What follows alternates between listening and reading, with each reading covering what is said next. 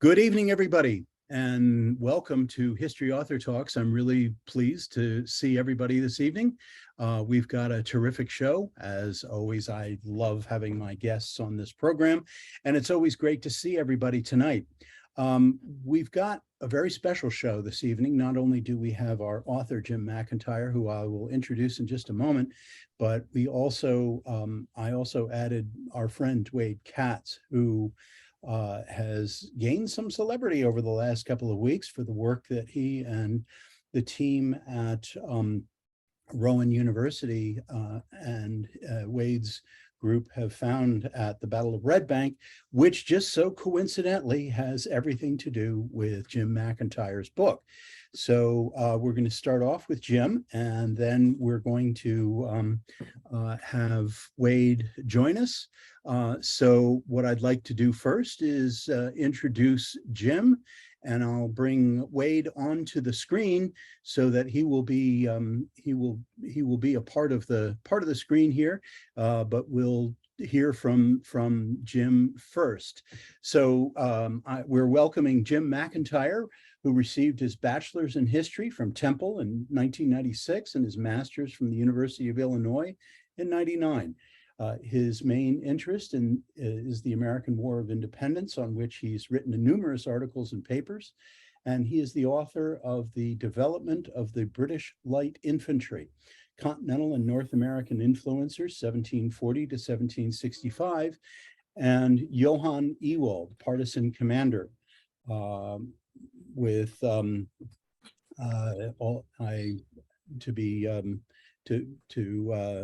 not hide anything here, I'm actually the publisher of Johann Ewald.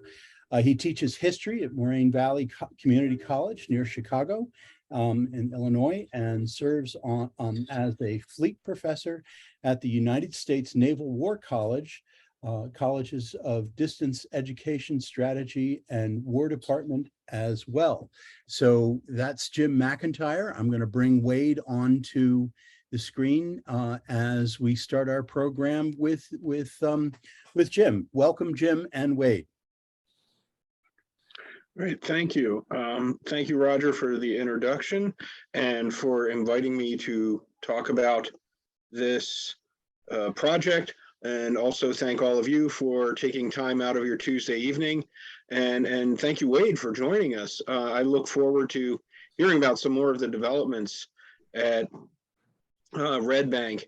So to go right into this, this is a story about the defense of the Delaware River at the latter part of the 77 campaign in Philadelphia. And most works I found that deal with the Philadelphia campaign either treat this in passing or avoid it. And I understand the reasons for that to a large extent. There's a lot of moving parts. It is a fairly complex series of engagements. At the same time, though, I think it's very relevant, and I will show that as we go forward here. To begin, after the French and Indian War, Philadelphia merchants began to realize that with Philadelphia being, at the time, the largest city in British North America and the most significant port, there was a real need for defense. However, the Quaker leadership of the colony balked at any kind of military measures. And so there were efforts made in the 1760s and early 1770s, but many of these were sporadic due to this leadership. And so in 1775, we have the outbreak of open hostilities with Great Britain, but we also have an internal revolution in Pennsylvania. And this leads to the Whig seizure of power and efforts being made, finally, in their minds at least, to get some kind of maritime defense. And so to understand how this all unfolds, I think it's important to see what I call an interlocking defense in depth looked like. And so the first part are these river obstructions, the chevaux de frise, for large wooden boxes sunken in the river with essentially telephone poles mounted on them that ended in an iron sheath tip like this. And this one in particular is at Fort Mifflin on the Delaware. We can't see it, Jim. We didn't see it. Did you get You don't have the screen share yet? We do have screen share up and running, but you should be able to do it. So let's see. There we go. Now it's okay. Good. Now we got it. My apologies. 2 years of COVID, one would think I would be better at Zoom. So at any rate, my apologies to everyone. So this is the example of the tip of one of the chevaux de frise from Fort Mifflin. And so this is a period map, and it shows they actually constructed several rows of these. The lower row, which is at would go from modern Billingsport, New Jersey, across to what is now Chester, Pennsylvania, and then an upper row that would go from basically where the location of Fort Mifflin is now across to New Jersey. And that leads to the next part of this network, right? To guard the chevaux de frise and to make sure that an invader couldn't just move in and start to cant or move these. Labor-intensive process, but it could be done. They constructed a series of fortifications. As I mentioned, Billingsport in New Jersey, and then Fort Mifflin, or the Fort on Mud Island, or the Mud Fort. There's various titles early on. And then finally, Fort Mercer at Red Bank in New Jersey. And in addition to these, you have the Pennsylvania State Navy, which is a combination of very small, shallow draft vessels for the most part, guard boats, gunboats, floating batteries. The largest vessel they had was actually one frigate. And their role was to patrol along the approaches and to, again, sort of guard the chevaux de frise, there were some passages through this network as well, because you still need to bring shipping into the port of Philadelphia. The British referred to this as the Mosquito Fleet rather disparagingly. I kind of like that term, and I use it in the book, because if you, even on this period map, you see there's all these small creeks going off the Delaware. And one of the advantages of these shallow draft vessels, they could come out and annoy a Royal Navy frigate like the HMS Roebuck, and then dart up these creeks where the Roebuck couldn't come after them. And they do that on several occasions. At any rate, to jump ahead, right, we have the 77 campaign. The Howe brothers land at Elkton, Maryland, and move in through Delaware, fight at Couch's Bridge, Brandywine, right, Battle of the Clouds, Paoli, and then September 26th, Cornwallis marches at the head of a British column and occupies Philadelphia. At this point, getting through these defenses becomes very important. To bring necessary supplies up to the city, they have to be breached, because what Washington does is spread his army out in a cordon around Philadelphia to prevent internal trade from Philadelphia or from Pennsylvania colony to get into Philadelphia. The first attempt is at Billingsport, but what I'd really like to focus on, for brevity's sake, is the fighting at Red Bank in New Jersey at Fort Mercer. And so the idea was that on October 23rd, a land assault would be launched against Red Bank, which is at the bottom of the screen now.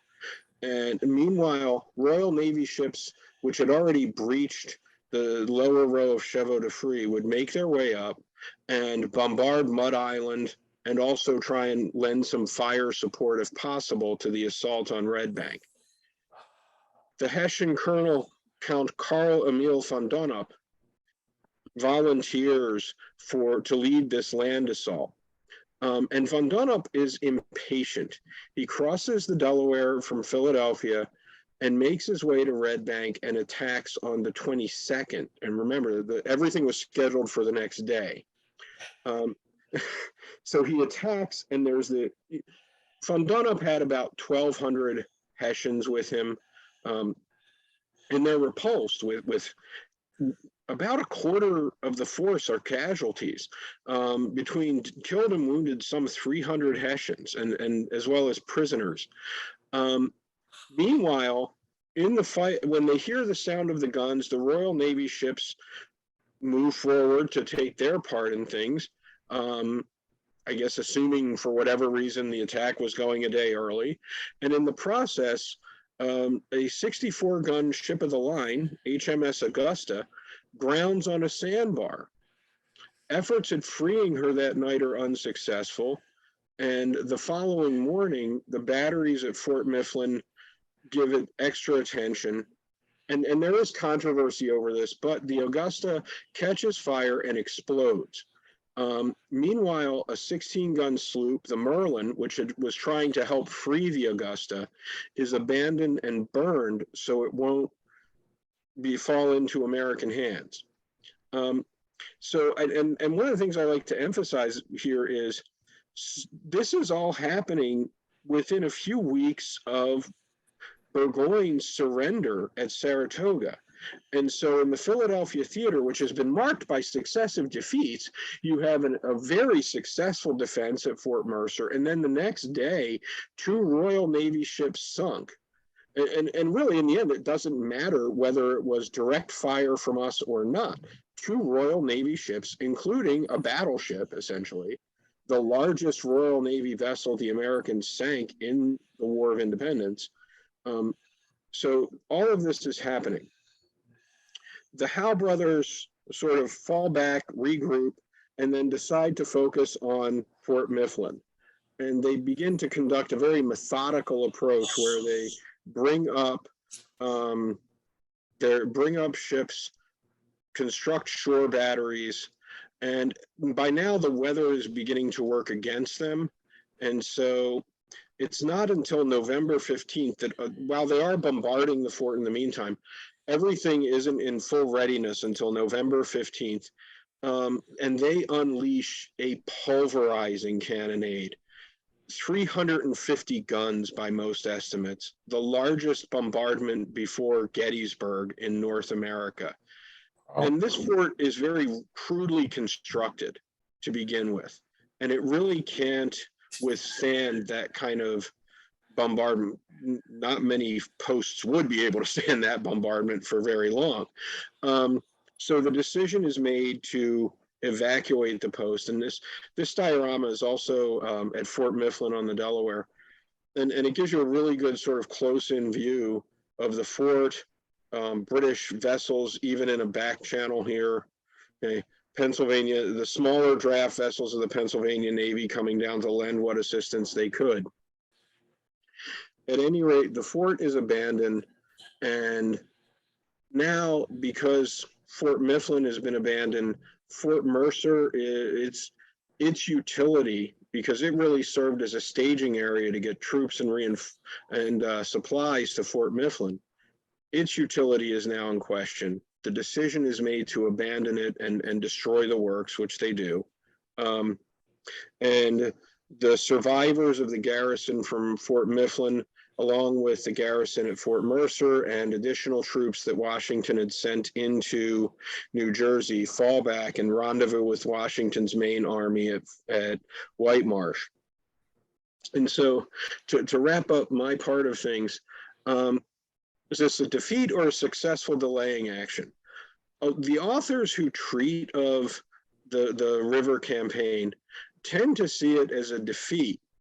But if you actually look at the contemporary sources, if you look at what people in Congress are writing, the goal is to just hold on until the Delaware freezes.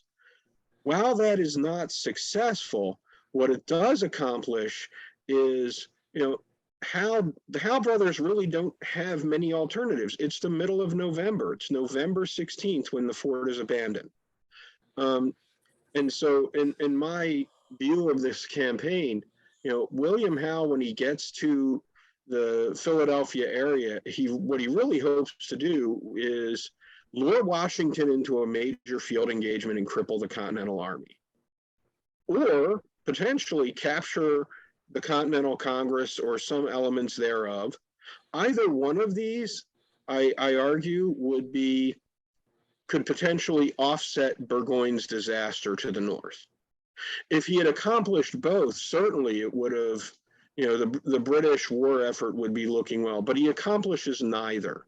And this 2 months that are spent of needs opening the river prevent him from really taking any further offensive action.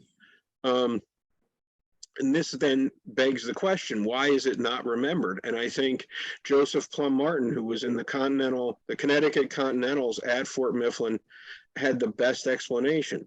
There was no Washington, Putnam, or Wayne here. None of the major commanders that we read about and that have, several biographies.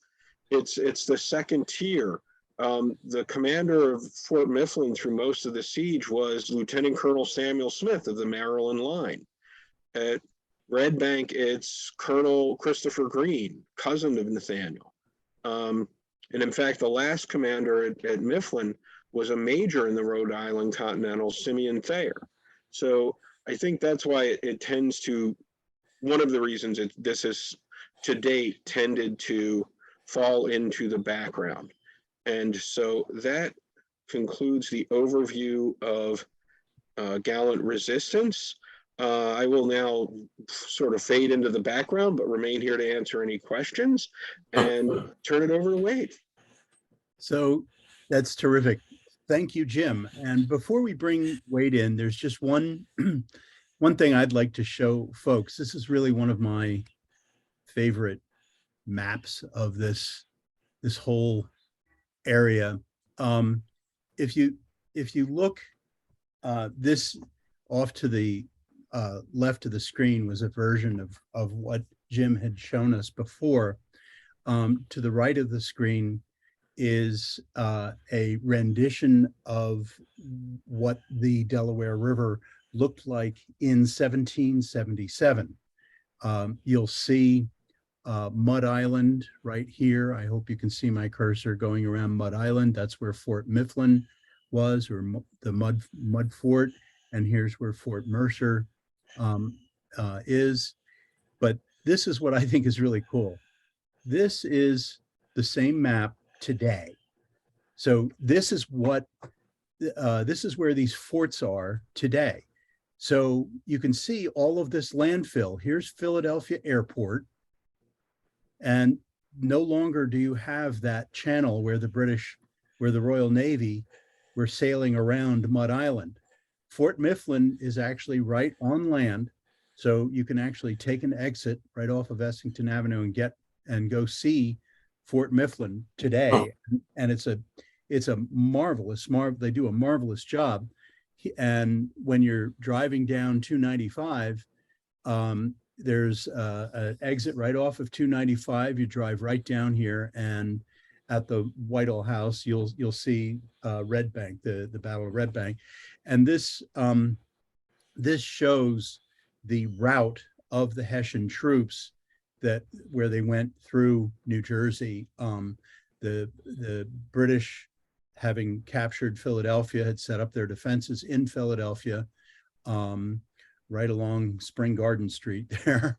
And but I love showing this map because it really gives a sense of what we see today of what was there.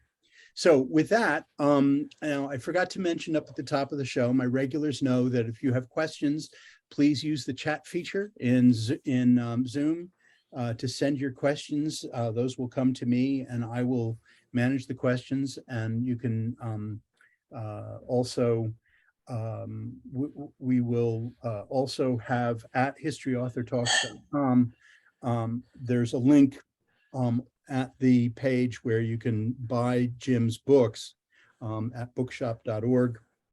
And the portion of the proceeds go to the Sons of the American Revolution Genealogical Library. So with that, what I'd like to do now is introduce to you all Wade Katz. Wade is a registered professional archaeologist and president and principal of South River Heritage Consulting, a Newark, Delaware resident. He's the historical archaeologist of more than 4 decades of experience with history, archaeology, historic preservation, cultural resource management in the Middle Atlantic region. He holds a graduate degree in American history from the University of Delaware. Military history experience includes projects throughout the Eastern United States. Many of his projects were focused on the Revolutionary War sites and battlefields, including Brandywine, Bennington, Gooch's Bridge, Hubbardton, Princeton, Red Bank, Short Hills, Stone Arabia. That's fascinating work up in New York. He's the recipient of Archaeological Society of Delaware's Archibald Cozier Award for Distinguished Achievement and Contributions to Archaeology, and the National Society Daughters of the American Revolution History Award Medal. And with that, I'm glad to have you here. Wade, tell us what you found. Thank you, Roger, and thank you, Jim, for allowing me to speak this evening. So I think if you've probably been hearing about or reading about or seeing some of the information of the work that we've been involved with. I'm the project archaeologist or the principal archaeologist involved with the project that is Dr. Jen Janofsky at Rowan University. She also is the site manager at the Whittle House. We developed this program that ultimately identified human remains in Fort Mercer, or in the Fort Trench, as a public archaeology program. She is a public historian. I do a lot of projects that are public history or public archaeology, so I've been involved in developing these. We generally have people sign up ahead of time. They work for a morning or an afternoon. They're working with other professional archaeologists so that they can help, that you can learn about archaeology and understand what that process is. And we had this scheduled so there'd be about 4 or 5 days of doing this kind of field work where you assist in the work. And it was going to be very much a sampling of the Fort Ditch or the space that on this piece of property. Those of you who have not been to Fort Mifflin before, Fort Mercer, or if you have been to Fort Mercer, there is a park there. There's a county park there now, Red Bank Battlefield Park. If you go to the borough of National Park, New Jersey, you get to the location that this is at. The Whittle House is at the end of Hessian Avenue. You know, all of the names of places fit with everything that kind of happened at this space. And then we were at the extreme northern end of the park, actually on land that the park just acquired about a year or so ago, about a 1/4 acre lot that the family that owned it had always known they were not to do anything. There was a shallow depression along one side that links to the Fort Ditch. It's clearly part of the Fort Ditch, but it has never been touched and never been disturbed in any way. By contrast, if you've been to the park, you see a ditch that is deep and wide, and it's an earthen embankment that the fort consisted of at the time. The WPA in the 1930s, or one branch of the WPA, essentially widened and enhanced that ditch. We're not sure exactly yet what it was that they did. I did work at Red Bank as part of an American Battlefield Protection Program grant about 5 or 6 years ago. And so under that study, we were looking in the main portion of the park. We know that the WPA did something. We know, I've seen photographs that clearly show that they did something, but the actual work they did, I don't know. Now, based on what we've seen in this other portion of the Fort Ditch, it's conceivable that there may still be things left in the bottom of the ditch that's still in the main portion of the park. So to get back to my 1/4 acre, we did, I work with Westchester University of Pennsylvania. I'm an adjunct professor in their anthropology department. And so we did with them, I did some ground penetrating radar across this space initially to get a sense of what the whole 1/4 acre looked like, not just the portion of the ditch. And then we followed that up, that was in November. We followed that up in March with a metal detector survey across the 1/4 acre. Just to see if there was anything in the grounds besides the ditch. Was there anything in this space at all? Interestingly, that revealed virtually no battle-related artifacts within the surface that a metal detector would recover. But it did identify lots of small fragments of modern metal, which turns out there was actually a house on the lot at one time, and the family had neglected to mention that to the county when they purchased the property. So now we have some information that there was a house there. So, and then you go back and you look at the aerials and you can see that there was a house there as well. So the project then kind of led to us focusing on the ditch, and we were going to put several excavation units, 5 foot by 5 foot squares, measured squares, into the ditch and give you what would amount to a checkerboard pattern of working your way down. That provides the best view of what you can see. I can profile and draw the walls of the ditch as we go across. We cross the fort ditch, and you get a chance to see what a portion of it might look like. That went fine. That was working beautifully. That was, the plan was working. It was going out just the way it was supposed to, until literally, and this is a kind of an old adage in archaeology, the last day of your project is the one when you actually hit something that's going to be earth shattering. And in this case, it was near the base of the ditch. We had encountered the bottom of the ditch in another excavation unit immediately next to this one a couple weeks earlier, and at the base of the ditch, we were recovering in the bottom. The ditch itself in this space is about 4.5 feet deep. Near the base, 6 inches to 8 inches, it depends on where in the base you actually are standing. We were recovering impacted musket balls, iron grape shot, button fragments, clearly evidence of battlefield material. And the musket balls we recovered were all small caliber musket balls, smaller caliber, likely to be Charleville muskets. These were not German shot. We were recovering. This was probably American being fired into. At this point, we were thinking into this section of the fort ditch. Our measurements on them all show impacted, and some are highly impacted and flattened, and others are not. Some have sand grains embedded into their sides, so they clearly ricocheted off of perhaps a portion of the fort wall. We then had that second unit we opened up next to this one also began to recover some additional objects that were related to the battle, but then also hit what amounted to or turned out to be a human femur. And so near the base of the ditch, we encountered a human femur. That changes the whole project that you're involved with when you encounter human remains. That brings in a lot of unmarked human remains law, cemetery law in New Jersey. So we had to kind of back up from that. And then we ceased being a public archaeology program and then kind of shifted gears into doing the kind of work that's necessary, one, to find out what are these remains. And so that requires somebody to come on site. I'm an archaeologist, but I don't consider myself to be an expert in human physiology or skeletal analysis. I'm not the guy who's going to say that's human, but when I saw it, I was pretty sure it was human. And so we brought in the forensic anthropologist from the state of New Jersey Police Department, Anna Delaney. Anna looked at it and said, yep, it's definitely human. And by that point, we had more in the bottom, not just the one. And as she came down and became the supervisor to remove bone, by the end of the day, when she was working on it, we didn't have 1 femur, we had 4. And then one of those femurs was extending into the next excavation unit. By this time, too, the county had decided they really wanted to explore a little bit more of the ditch than what we initially had. And you cannot identify a human based on a femur. So I still don't know at this point who these individuals are. 4 femurs could be 4 individuals or 2 people. It's kind of hard to know.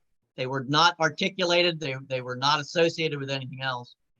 As we continued to open up excavation units, we eventually uncovered more femurs, more long bones, and crania fragments. And so that was usually mandible could be seen, teeth could be seen. And by this point, so just to kind of cut to the chase, we are now at, as of today, and the press releases over the last several days have all indicated 13 individuals, but literally the day of the press conference, we went back in to do some cleanup in the excavation and identified number 14. So we are now at 14 individuals. Most are not complete individuals. And so we are not looking at whole bodies. So the impact, the import of this battle and the disaster that it causes and the impact of being fired on by Pennsylvania Navy vessels and musket balls and cannon shot is graphically illustrated in the bottom of this excavation area. So we have, all human remains have been lifted, or will be as of tomorrow. We'll be actually out in the site one more day tomorrow. And they all go to the police forensic lab in Hamilton, New Jersey, and they are all they are safe and secure in that location and are being treated with the utmost respect until we can analyze and determine who these individuals are. We can try to do DNA. DNA testing is very successful from teeth. And in this particular situation, we have our minimum number of individuals are identified by crania, by teeth, by mandibles or maxilla. So we have the possibility to be able to extract DNA. And we will try to do that. We also have the possibility to extract DNA from blood residue, and we have recovered blood residue right now off of one artifact that was found in the bottom of the ditch, and we will test others as well. So we were quite surprised, actually, and so were the serologists from the police lab when they came out on site and did the forensic test, or the Kasselmeyer test is what it's referred to. It's a presumptive test for blood residue. And they tested all the musket balls we had found. They tested the iron grape shot we found. They tested a lead canister. None of those tested positive, but a knee buckle tested positive for blood residue. And so we will be testing other objects that way as well. The trench, so one of my intentions in this was to identify what the fortification ditch itself looks like, and could we see the interior and exterior of the fort wall and the ditch that it was associated with it. We clearly identified this, and so you can now see the wall. The angle of the wall is very obvious as it drops down to the base of the ditch. The ditch at its bottom is about 13 feet across, and it has sort of a trapezoidal shape and then climbs up on both sides to about 4.5 feet deep. Not quite that in both sides, but on the fort side it is. The other thing we noticed on the exterior side of the fort ditch is a shelf, another excavated shelf space, which had us confused for a while because it wasn't, I was initially thinking it was the actual exterior side of the fort ditch. I think it's the space that the burial party recovered the soil from that they threw in on the bodies that they had deposited in the bottom of the ditch. And you need to get that dirt from someplace. That's a 13-foot wide space with human remains laying in the bottom, and you're trying to put dirt on them. You're not going to take that from the inside fort wall. You're going to take that from the outside. And so I think what we have is the space that they would have gone along the outer edge of the ditch and shoveled dirt and soil in.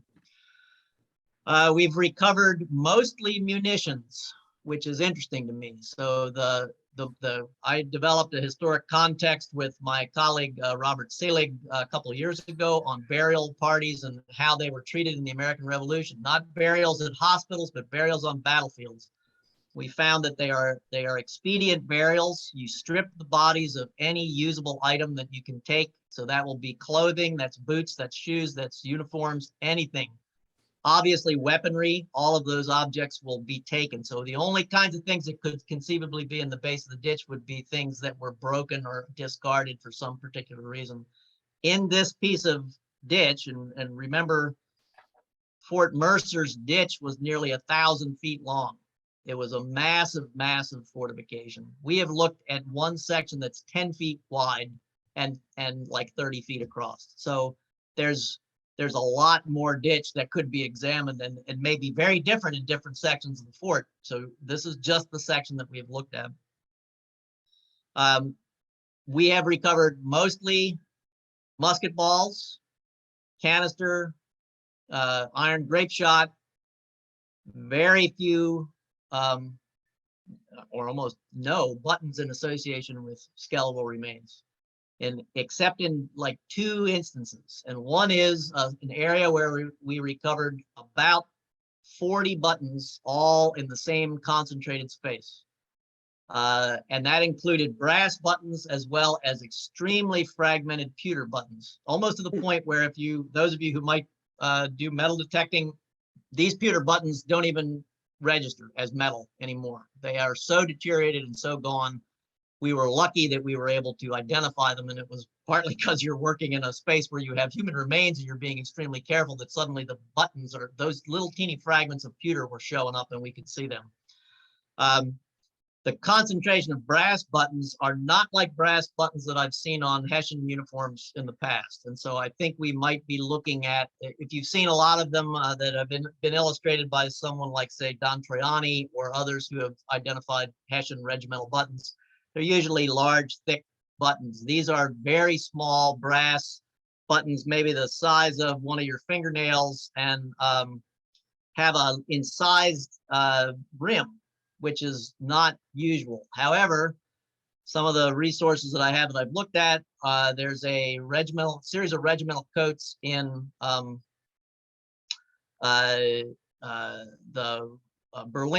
that are part of the Frederick the Great's uniforms. And these buttons are identical to coats from the period that roughly the same period of time that we're looking at here. They're coming on of Fusilier and Musketeer regimental coats. So that kind of leads me to wonder if we aren't looking in some cases here at where the von Mirbach regiment might have assaulted the fort, and that is the Fusilier regiment that attacks. At both ends of the fort, it's 2 grenadier battalions, but in the center line, it's the von Mirbach regiment. I just saw a question that came up about a map for where we are. I'm trying to think if there's a good way to do that. I don't have a good version of that for you, but we are at the extreme northern end of the park. So we're actually in a newly acquired section of the park. Williams. And then you probably also have seen that we recovered a gold coin in this excavation. I've been doing this kind of work for 40 years, and people often will just like ask you that whenever they see you. Do you find any gold yet? And in this particular situation, I actually can say now that, like, yeah, we did, because it was pretty remarkable. It's a 1766 King George III gold guinea. And that's dead on right period. It's down in the bottom of the ditch. It's pretty remarkable. That guinea, an average Hessian soldier was paid 8 pennies a day. And so a guinea was worth about 242 pennies, if I recall. So it was about a little over a month's wages. So it's not likely to be an object that's being carried by an enlisted man. It's probably something that's being carried by an officer. Again, Bob Seelig and I, when we were talking about this, Bob said, that's like if I paid you with $1,000 bill and said, I hope you can get out in town and break that. Somebody will be able to make change for that. There's no way. That guinea has got way too much value to it at that time.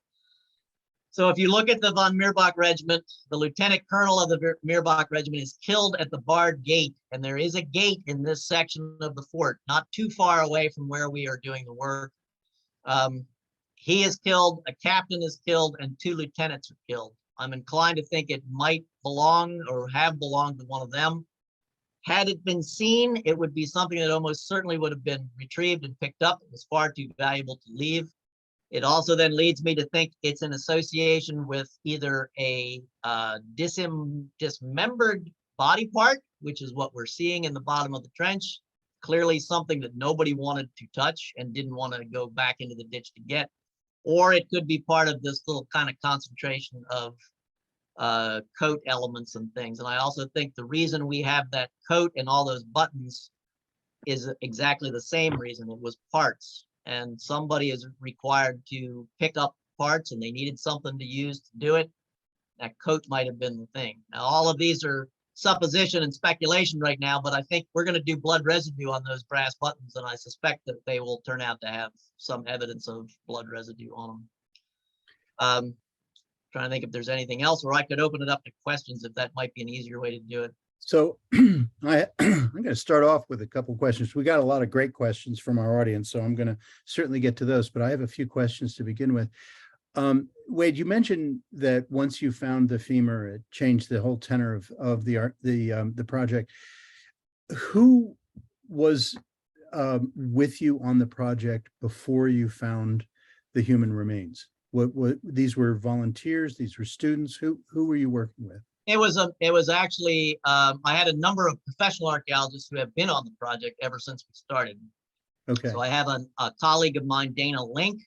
Dana used to work for the National Park Service up at Sandy Hook. He's worked for FEMA. He's a professional archaeologist. Dr. David Orr was on my project team, and he's been out on the site as well.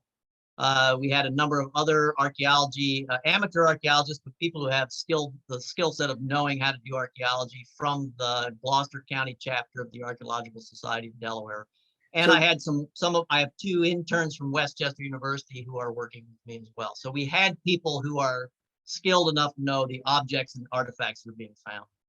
So I'm curious what happens to these human remains afterwards. You mentioned obviously there's a whole protocol that you go through, that everything is treated with the utmost respect, and there is a protocol in place when you find human remains. I don't want to. I know the question is not who owns them, but if these are a part of this archaeological project, what in your experience in other projects, that archaeological projects, what's the procedure? What's the project? What happens? Well, first of all, the goal here will be these will not stay out of the ground in perpetuity. The intent will be always to reinter with some level of dignity and respect, which was not something that these people received the day they went into that hole in the ground. And obviously, if you were a young man from Hesse, you had no concept that this is where you were going to end up. This is certainly not if you were a 19-year-old kid or even older than that. This was probably not what you ever intended to see your life end in some place in New Jersey in the bottom of the Fort ditch. We right now do not have the information that I could say. Our ultimate goal will be to try to identify who these are as individuals. And if we're able to do that, that would be fantastic. If we can go through all of the documentation, the historical record as it exists, but also using the DNA to see if we can't track modern populations or modern family members that might be linked to these people in some way. The ultimate disposition will be to be reinterred at some place. If you ask me for my opinion, I would say they go back in as close to or in the same spot that we removed them from, but they get commemorated and there's a memorial and there's a clear indication that this is their spot and this is where they were. Okay. They will be, and what we will do, and we're very early in the process right now. So for human remains, you essentially do an assessment of what do we have? You know, if this is individual number 1, how complete is individual number 1? Does individual number 1 have a complete cranium, and does he have a mandible, and does he have his vertebra, and does he have his scapula, and what's missing and what isn't, and at least try to understand that. We'll also do all kinds of measurements. The forensic anthropology team will do the standard set of measurements to gain information on stature and age and sex and anything else that we can do. You can do stable isotope analysis to try to determine diet, and that helps us understand where in the world they came from and they were raised. And if you compare, for example, the collections that are in Philadelphia, there's an Arch Street burial space that's been excavated fairly recently. If you looked at the Arch Street burials and you knew their histories, their stable isotope analysis, bone chemistry will look very different from somebody coming out of Hesse in Germany. And so I think those kind of compare and contrast would be there. But ultimately, the goal is for reinterment.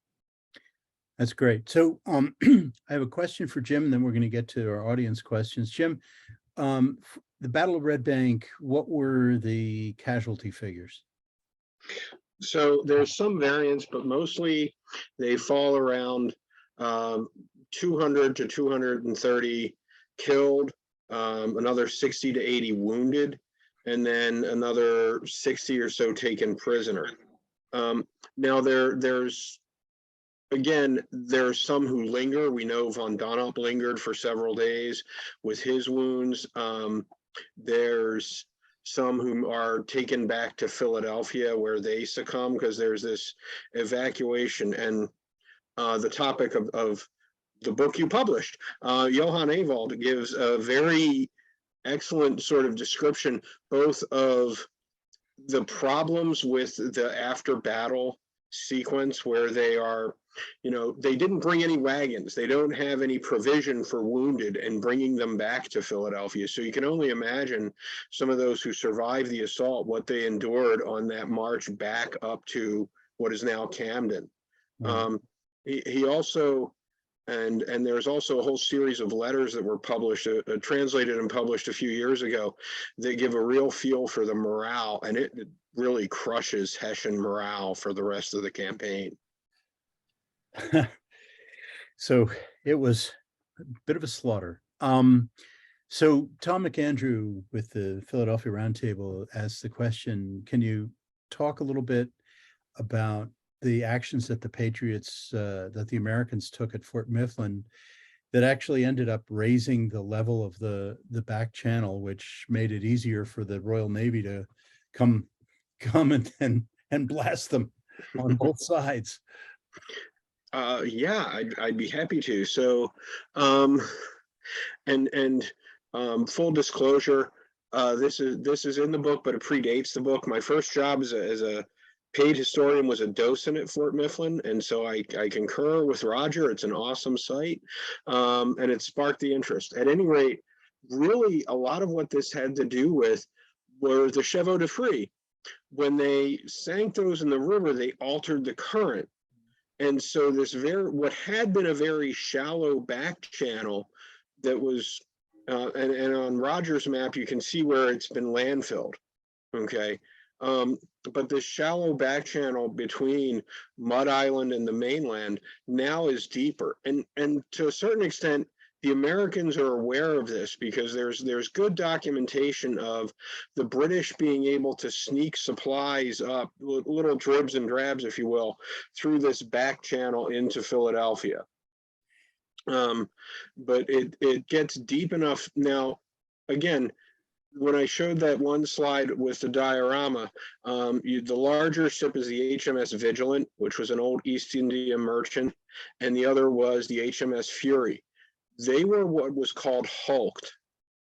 So in other words, they removed all the rigging, they removed all the guns on one side. And so these are very unstable. And to give you an idea of the sort of effort that went into this final bombardment, to stabilize them, they actually tied them to trees on the mainland on the Pennsylvania side. So it would give them a little bit more stability. But they were able to bring those two ships in so close. And Martin talks about this in his memoir, that the men were shooting down from the mast tops. Royal Marines were actually shooting. I've seen muskets and I've seen rifles, and the latter really intrigues me because Royal Marines with muskets I've seen a lot, but rifles, that's kind of different. At any rate, but they were able to fire down into the fort, and it made any kind of movement in the open at the fort hazardous during the last day of the siege. So hopefully that answers your question. Yep. So Charles, or no, Mike Barbieri asks, what was the German, the Hessian order of battle at Fort Mercer? So there's, as Wade pointed out, there's the Fusilier regiments, right? There's the Grenadier Battalion von Langeoog, there's von Minnegrode, von Linsingen, and he also brings the second company Hesse-Cassel Jaeger Corps, which is where Ewald comes into the picture. And they often fought alongside of the Ansbach Jaegers because that's a very small contingent.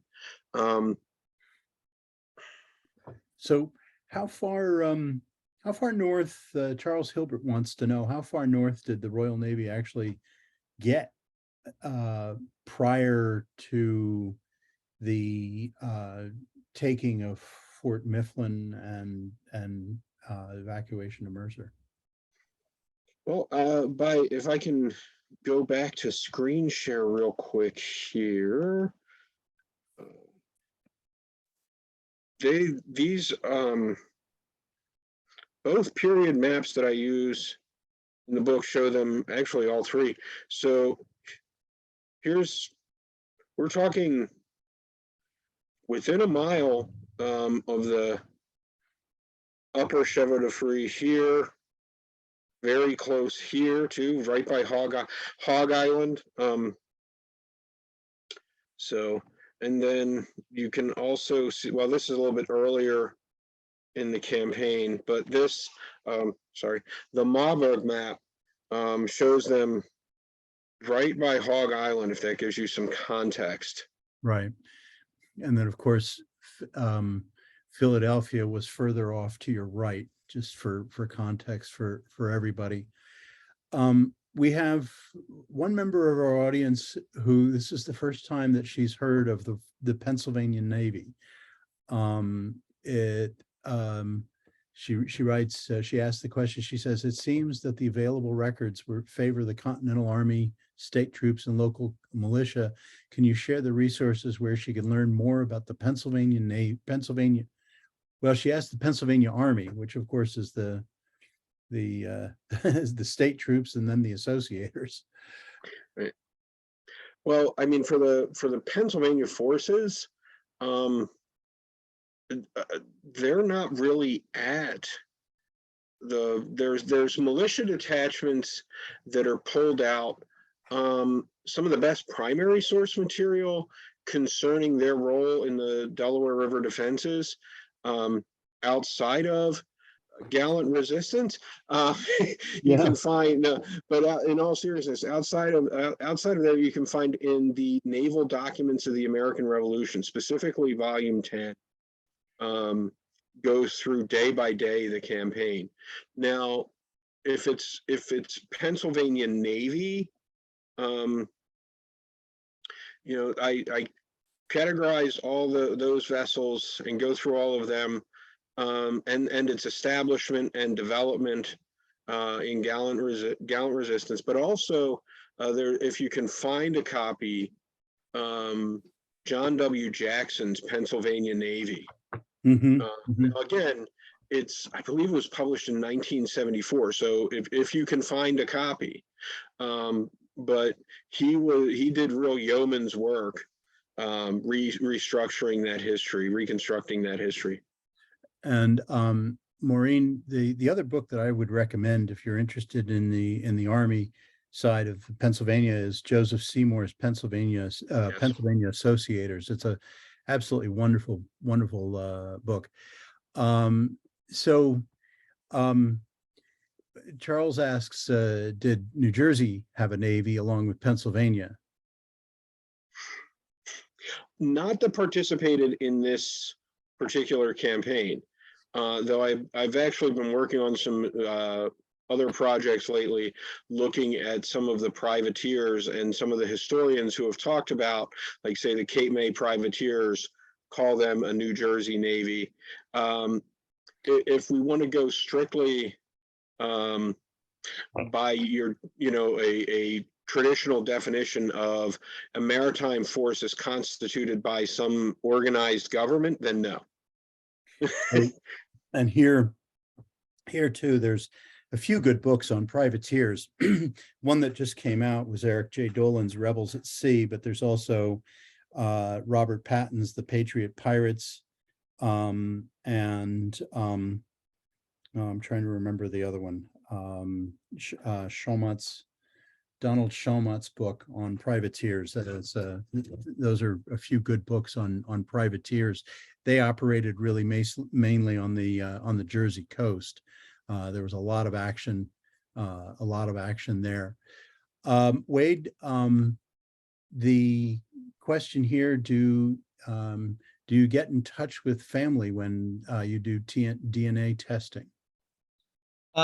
Yeah, the interesting thing here is that, the police forensics lab does do DNA testing, obviously now, right? They do DNA testing. If they find anything, they will follow that trail. But there is no way that remains from 245 years ago are going to be in their database. That's just not going to happen. So yes, we will probably be engaging a genetic specialist who can help us track the DNA, similar to what you see on, ancestry.com and organizations like that have those kinds of databases, and we will be trying to figure that out. So the first thing has to be that you got to be able to extract it. So I know we can get it.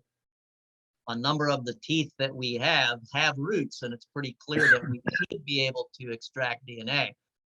But whether you're going to be able to get a good sample and do something with it after 245 years of being in the ground, that may be problematic. So our hope is that yes, we can do it. We have a forensic odontologist, a dentist on the project, odontologist, excuse me, I think that's right, who is very anxious to be able to do this. He would really like to see if we can make that happen. And we might be able to do things like facial reconstruction if we have enough of a cranium left to be able to do that. Right now, I'm not sure that that's going to work, only based on the ones that I've seen. But in order to remove them from the ground, you try to keep them as encased in soil as you can. And so as we begin the process of kind of cleaning and assessing the bone, we'll be able to get a chance to see what we really have. So there's those kind of possibilities are there, but certainly finding descendant population would be a real goal here. And it may mean that people who think they have any connection to these folks, that would be worthwhile to know who that is. And again, until we know, I mean, you can tell some things just based on the bone we had. We had one of the cranium or one of the mandibles. It suggested that this individual was probably between the age of 17 and 21. Very gracile, very, not a solid jaw, very, very light boned, if you will. Probably a pretty young person. Immediately adjacent to them, that individual was over 21 and had a much more robust mandible. So we've got age differences going on here. You have some that had a pipe facet that probably was someone who had carried a pipe. You can see it in the way that their teeth have worn away. Others that we have clear evidence of teeth damage, of all the kinds of things that dentists fix you today. They weren't doing that in the 245 years ago. So those kinds of things are still showing up in the teeth. One of the other was very obvious that we had a tooth that had a carabelli bicuspid, which is very much consistent with European. Many of you probably have them if you're of European descent. It shows up on your bicuspid. It's like a lump on the inside of one of your teeth. If you run your tongue across the inside of your mouth, you might feel it.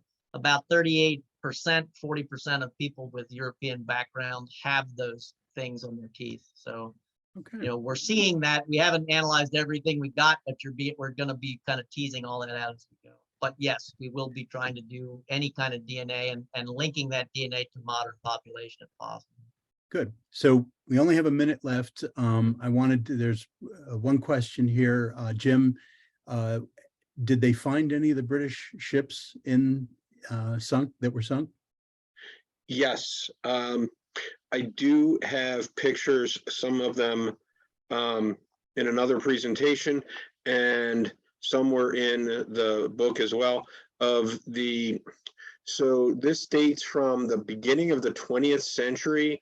They actually pulled out the spine. So that very long single oak piece that would go down the center hull of the Augusta was pulled off probably just across from Howe. So to put it in context, basically across from where the UPS Philadelphia Air Hub sits today, they pulled it up onto the Jersey side when they were essentially they were dredging the Delaware to deepen the ship channel for the new larger steamships coming up.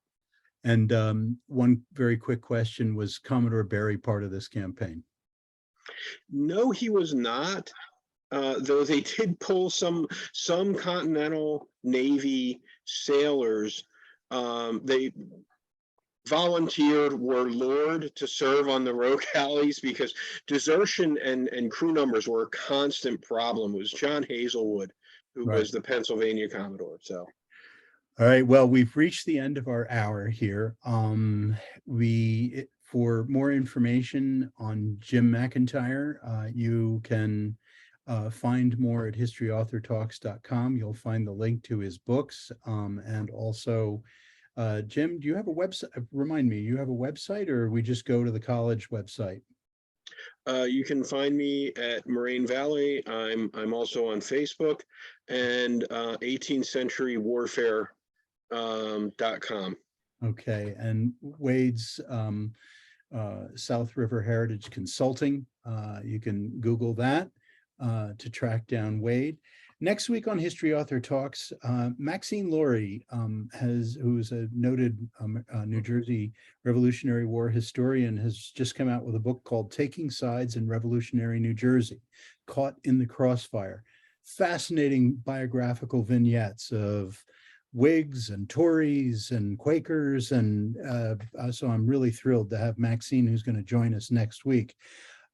As always, I just want to remind you that my nonprofit, 10crucialdays.org, we support our historic sites. I encourage everybody to reach out and support their historic sites as well. And there's more information about New Jersey and the Revolution, either at revolutionarynj.org or at the website of the New Jersey Society of the Sons of the American Revolution, njssar.org. So I want to thank everyone for joining us this evening, and I look forward to seeing you on History Author Talks next week. Jim and Wade, thank you for a spectacular program, and thank all of you for joining us. There's the clock, time to go. Have a wonderful evening, everybody. Take care. Thanks, Roger. Thank you. It's terrific. Bye. Bye.